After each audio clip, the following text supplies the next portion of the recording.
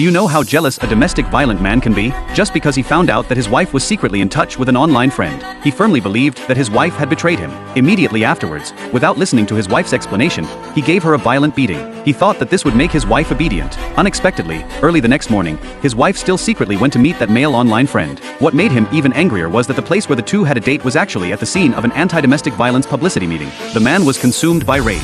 He rushed onto the stage and caused a commotion, and then forcefully dragged his wife back home. Seeing this, the woman desperately begged for mercy, filled with fear, thinking that she would be beaten even more severely this time. However, to her surprise, her mentally twisted husband started slapping himself in the face continuously, pleading with his wife to forgive him just once. Looking at her husband's almost crazy actions, the woman not only felt so disgusted that she retched, but also had an indelible shadow left in her heart. So, when her husband was sound asleep at night, the woman summoned up the courage to confide in her online friend. And when her husband was not at home during the day, she secretly went out to meet the online friend again. But the man saw it all. When the man heard that his wife wanted to divorce him, he completely lost control. In order to secretly kill his wife, he set his sights on Yi Meng, who was sharing the apartment with them. He knew that Yi Meng had a crush on him. Yi Meng would not only secretly sneak into the bedroom he shared with his wife, but also was particularly infatuated with his discarded shirts. So, the man deliberately got close to Yi Meng and tried to induce her to kill his wife.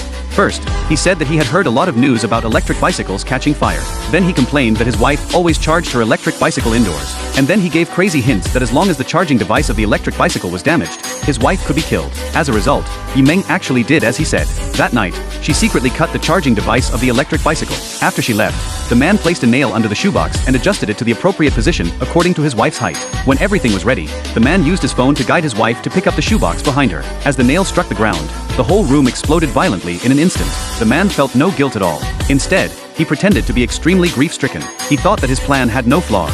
But when the police simulated the scene of the electric bicycle explosion, they accidentally discovered that this explosion was not caused by the electric bicycle catching fire. Because the real-time data provided by the electric bicycle factory showed that the time when the electric bicycle caught fire due to overcharging was later than the time of the explosion. This meant that there were 2 explosions that night. Subsequently, the police arrested the man. Even though the evidence was conclusive, the man still showed no remorse, and what awaited him would be severe punishment by the law.